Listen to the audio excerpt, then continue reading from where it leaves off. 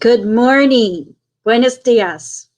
Welcome, everyone, to the 10th anniversary celebration for Maryland Health Benefit Exchange. We are so excited to have you here with us today for this celebration.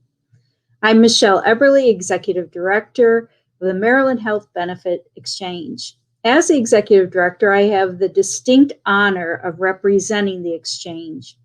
I'm also pleased to be joined today by those whose relentless efforts to ensure all Marylanders have access to health insurance has led to our success. This includes consumer assistance providers, our community partners, elected officials, advocates, the MHBE Board of Trustees, and of course, our MHBE staff. First and foremost, I want to thank you. The work to ensure all Marylanders have access to quality, affordable health coverage requires so much more than a 9-to-5 job. Your commitment has not gone unnoticed. Second, I want to congratulate you. We have so much to be proud of. Because of you, 500,000 Marylanders are newly insured. 94% of the people in our state are insured. That's one of the highest rates in the nation. Now, we love data and we love numbers like these, but that's not what's most important. These are 500,000 of our neighbors who now can get an annual checkup, they can fill their prescription, and they don't have to hesitate about going to a doctor when they're ill.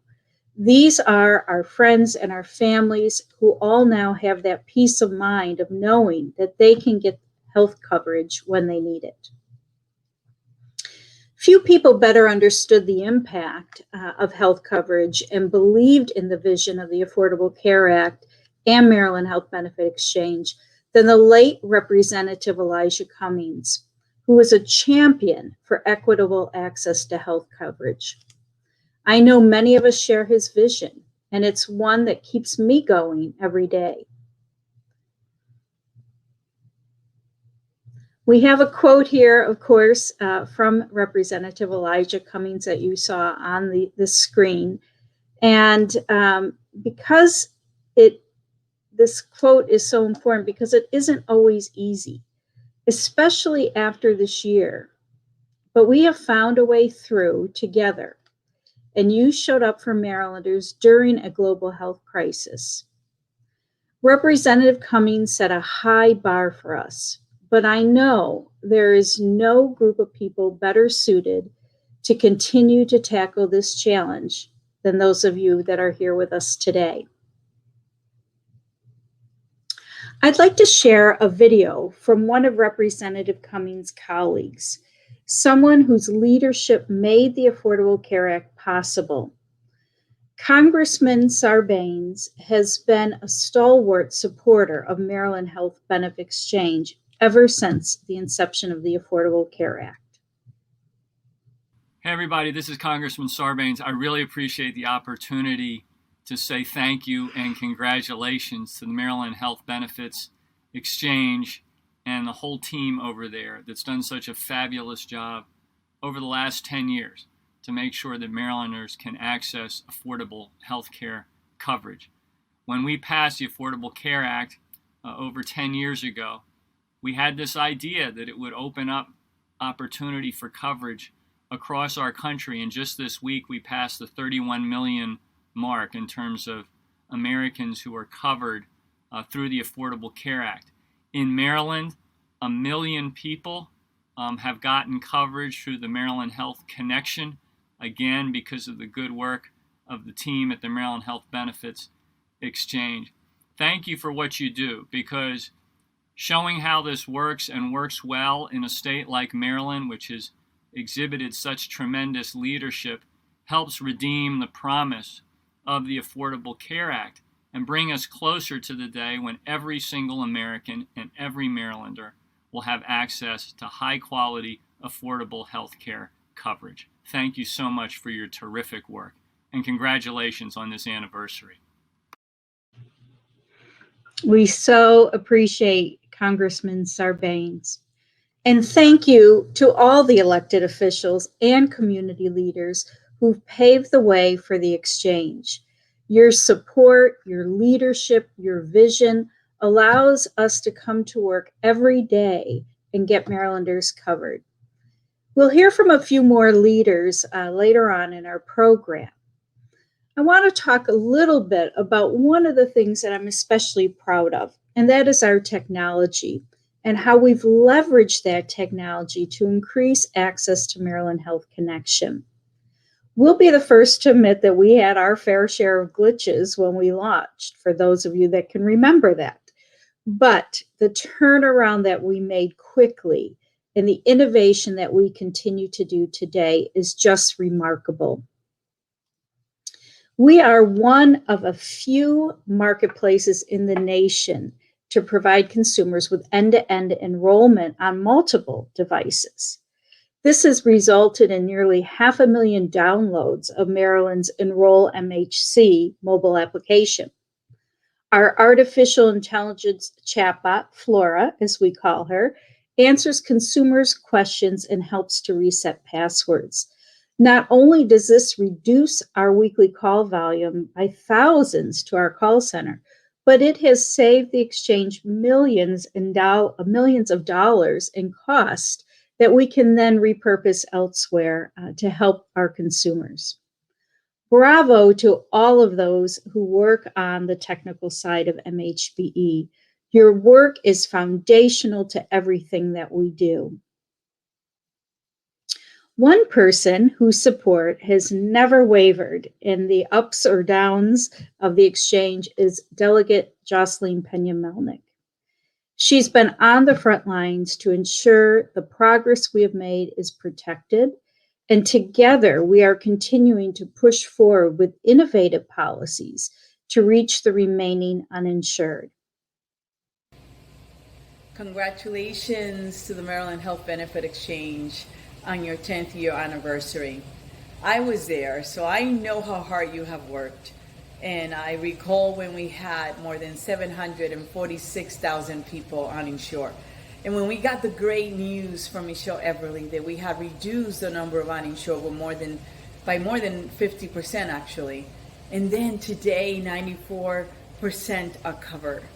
Thank you, Michele, for working with me and others in the legislature to make sure that people have coverage. Thank you for working with me on the bill that brought in $1.2 billion to stabilize the individual insurance market.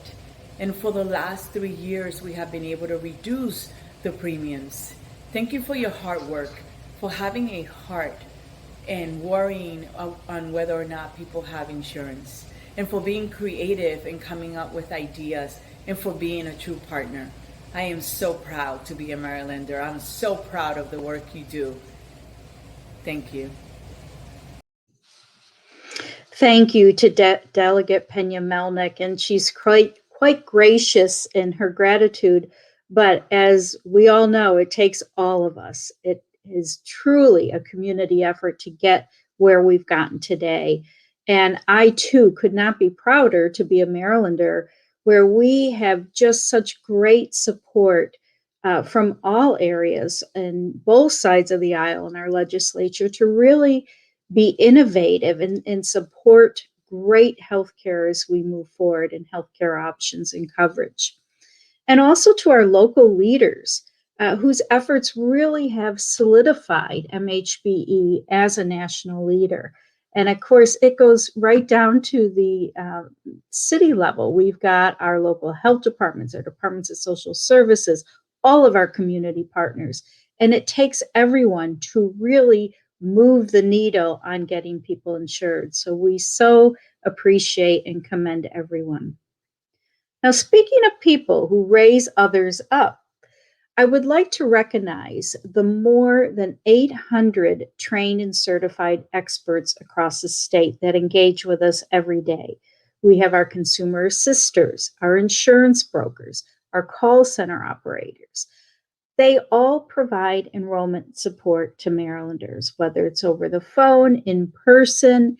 They are there to lend a hand and help understand the complexities of health coverage.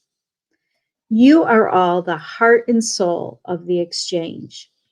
Health and financials are deeply personal topics, and you handle both with grace and expertise, helping our consumers through a difficult and often stressful process. I am so proud that you are the face of our marketplace, Maryland Health Connection. Today, I'm thrilled to introduce three of our consumer assistance leaders who have been with us since the beginning, 10 years. Please join me in welcoming Sherry Curtis, Leslie Martinez, and Mark Romaninski. And we've got them all here. So thank you all for joining us. And I want to ask each of you to briefly introduce yourself, tell us the region that you represent, and how long you personally have been working as a consumer assistance provider. So Sherry, I'm going to start with you. When you reflect back on the last decade, where do you see the most progress has been made? And what are you most proud of at this time? Hi, once again, my name is Sherry Curtis. I am pleased and have the pleasure of serving as the program manager for Prince George's County Health Connect, which is the connector entity in Prince George's County. We are a program of the Department of Social Services, which is a great opportunity. I think that over the last decade, I think one of the things that has resonated with me is our opportunity to build awareness. We've been able to talk about health insurance coverage in sectors that otherwise were not a part of the conversation around public health and the need for people to get and use health coverage. So that is one of the things that I've recognized over the past 10 years that has grown. I also think that access to health coverage as one of the social determinants of health, we've had the opportunity to remove that barrier for so many Marylanders that I'm really, really extremely proud that we were able to engage partners and community organizations and other health-related organizations that were not at the same table discussing that singular topic. And so we've been able to grow the messaging and share our message across the county and the state in a way that we hadn't done before the ACA. That is great, Sherry. Thank you so much for sharing that. Leslie, I'm going to come to you next. I know how passionate you are about ensuring Marylanders have access to health care. I see it in the work you do every day. What does this mean to you? Well, good morning, all. I'm Leslie Martinez. I'm program manager for the Montgomery County Connector entity, and I've been serving as a program manager and also as a certified navigator since the first year of the implementation of the Affordable Care in Maryland. So been in a position to be of service to my community, providing support and help to populations who might not know how to navigate the health insurance system has been extremely rewarding, not only on a professional level, but also on a personal level. We're making difference. We're changing lives every day. And I'm extremely proud to be part of this effort and that guarantees the health security of our communities. That's terrific. And you do such great work. You all do such great work. So, Mark, after you introduce yourself, I have a question for you as well. And your question is, you've been on the front lines working with consumers. Can you share a favorite memory or consumer story that sticks out to you?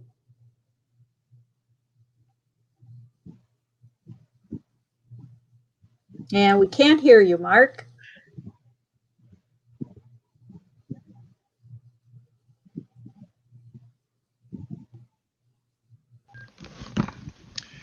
Thanks, Michelle. Thanks. My name is Mark Romaninski, and I work for Seedco, and we represent the Upper Shore region, which is Hartford, Cecil, Kent, Caroline, Queen Anne's, Talbot, and Dorchester counties. and also the southern region, which is Charles, Calvert, and St. Mary's, 10 counties in all. I've been managing this grant with MHBE with SeedCo since July of 2013, so it'll be 9 years next month. Michele, I think you touched on it earlier about how personal this can be. And one thing that really stood out for me over this 9 years is that, first of all, many of our navigators have been here for all 9 of those years. And over that time, navigators they actually become an important part of individuals and families' lives. And by that, I mean our navigators work with families for an extended period of time. And during that time, a lot of changes can happen over 9 years. We've seen people get married, children have been born, kids have grown up and graduated college and moved out, couples have been divorced, some people have become sick, people do retire, and sadly, some people have died. And these occasions require decisions to be made about health coverage, and that's when they call a navigator. It's also why families request to return to the same navigator every year, because they trust us with their private information. We've seen their families shift through this time, and we're there to help them, guide them through a complicated process at a time when it's challenging for families sometimes, or very happy times, of course. So for me, this really stands out. And I think it's one of the reasons that many of our navigators have been here since the beginning, are still here. They've been in this role for so long because it's personal for them, and it's become a calling. It is very personal, and healthcare is personal. And that's why, as you said, it's so important to have that local connection to someone that you know their face, you trust them as a person that you can get help with your personal information, your healthcare and your financial information. Thank you, Mark. I've got another question that I'm going to pose, and then I'd like each of you to respond to it. So this last year, as we know, last year and a half has been particularly challenging. And I think that this next few months will also be particularly challenging as we come out of what we've just experienced. But I know you and your teams have worked in overdrive so that we can expand access, and that we did expand access through the coronavirus special enrollment period. I'd love to hear from each of you from a professional standpoint. What have you learned from doing this work during a global pandemic when healthcare was a top concern for so many people, yet we had so many obstacles in front of us? You want to go in the same order? I'll take that. Sure. Thanks. One of the proudest parts of all of this has been the resilience of our navigator team and our community to step forward and really recognize the importance of health insurance. I don't think it's a secret that in Prince George's County during the pandemic, we were hit particularly hard. And we actually had some of the highest number of enrollments in the state. So kudos to our messaging and our opportunity to work with our partners and keep health insurance top of mind, because people recognize that when they lost coverage, they needed to come to us to make sure they had coverage.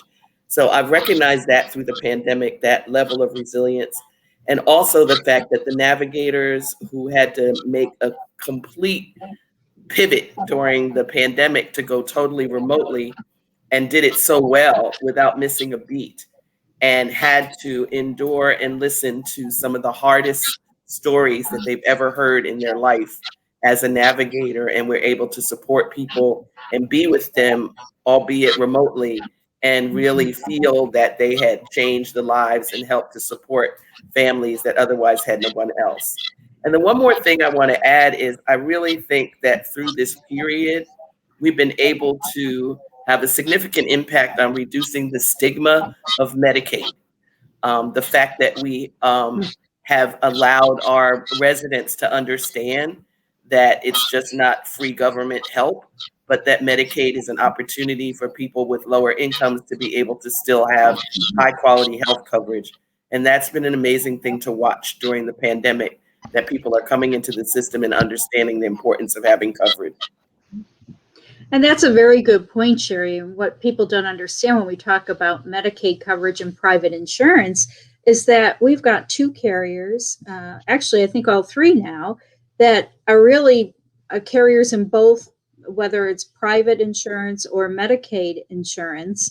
So it's the same coverage, the same carriers, and there should not be any stigma. It just is a different way that it's paid for through different channels. So good point on that.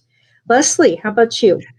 Wow. Yeah. So, well, this year has definitely been a year that we learned so many things, and we have learned how easily we take health for granted, and the importance of making sure you and your loved ones are properly covered with health insurance. But we also learned, just like Sherry mentioned, how important it is to have an engaged team of people that it's ready to assist our community. You know, having engaged elected officials and a state's marketplace that really care about the well-being of our communities. As you mentioned, Michele, and the quick implementation of the special enrollment period right at the beginning of the pandemic. And, at a moment when the public had anxiety over the coronavirus healthcare concerns and the economic hardship, it really made a big difference for our residents that were desperately seeking not only healthcare access, but also affordable coverage. So working during a global pandemic and being able to deliver health security to our residents, it really reinforced how essential is the work that we do every day in the well-being and the public health of our communities. Excellent. And Mark, wrap it up for us. Yeah, and I think I have a kind of a summary. I feel very similar to Sherry and Leslie. You know, families lost jobs and families lost their coverage because of the pandemic. Some of our consumers contracted COVID, required urgent and expensive care. So for MHBE to work so quickly to open up a special enrollment period, it allowed individuals, even those who had pre-existing conditions, to get coverage immediately. They were able to get the services they needed to get healthy, in some cases just to survive, and also not go into financial ruin. And so, to have MHB react so quickly to that, again, I'd like to give kudos to that.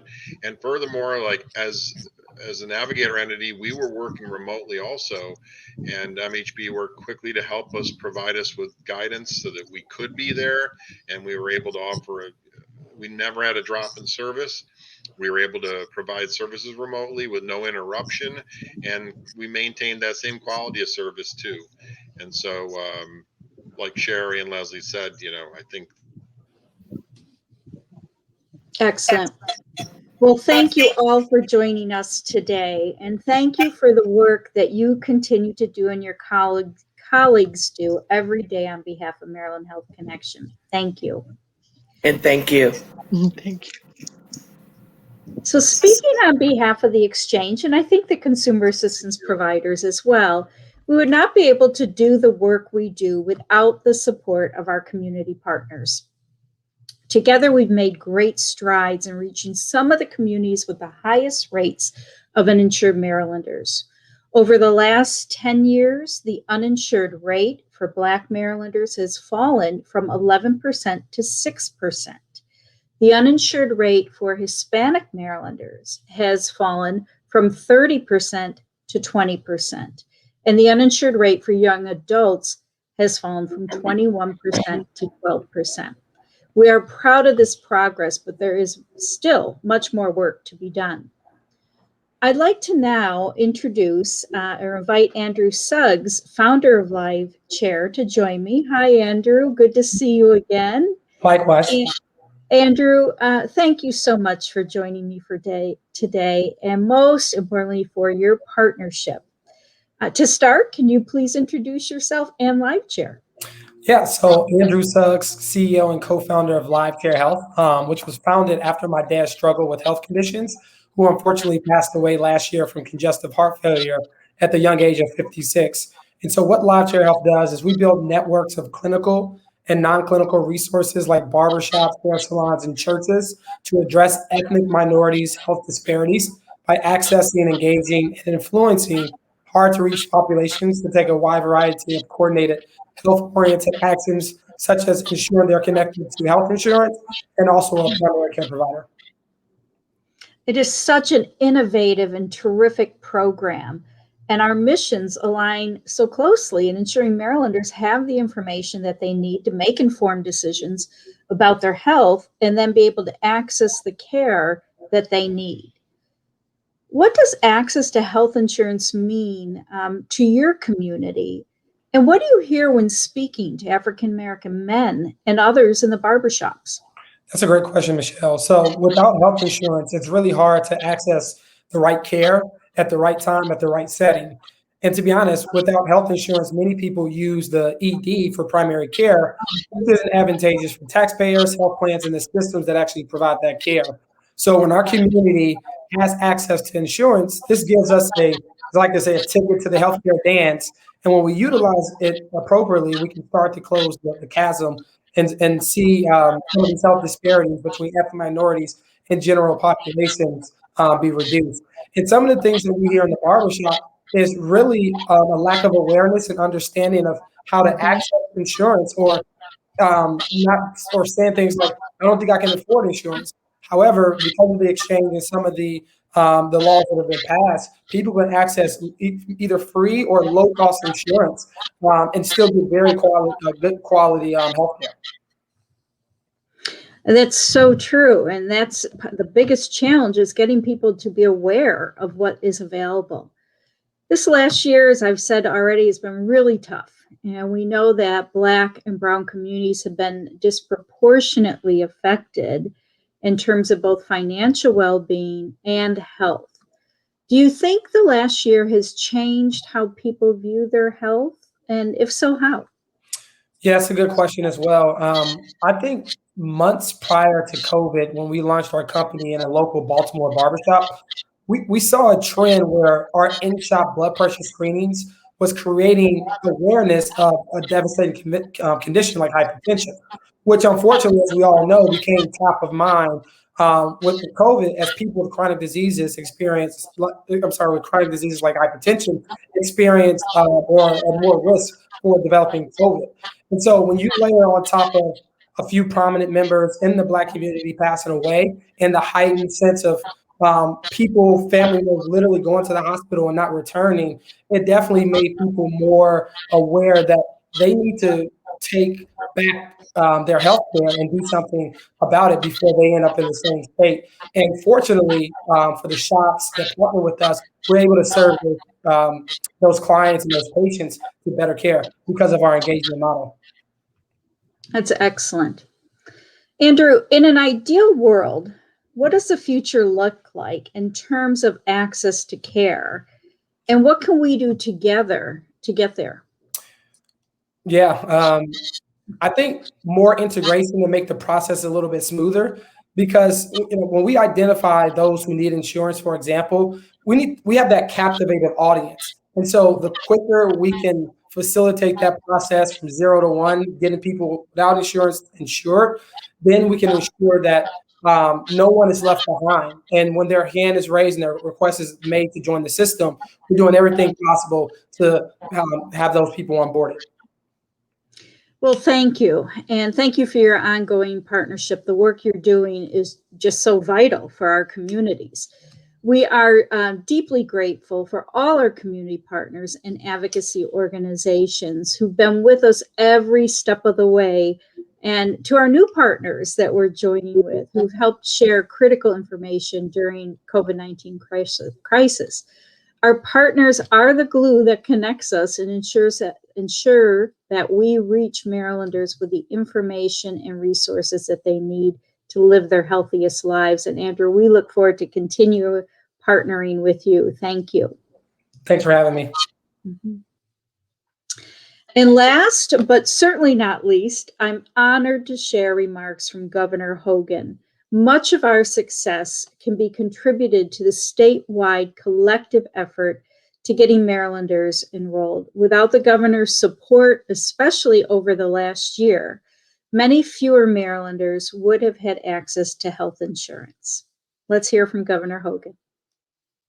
The COVID-19 pandemic has served as a reminder of the critical need to stay healthy and to make sure you're receiving the best health care possible. That's why I'm so proud of the Maryland Health Benefit Exchange and their partners. This month, we recognize the 10-year anniversary of the Maryland Health Benefit Exchange, and we applaud your tireless efforts to get more Marylanders health insurance coverage. It's your innovative and forward-thinking solutions that have resulted in more Marylanders getting the care they deserve. Congratulations and thanks to all of you. Continue to keep up the good work. Thank you, Governor Hogan, for your leadership and your commitment to getting Marylanders enrolled. We so look forward to continuing our work together to make our state as strong and healthy as it can be. Congratulations to all of you.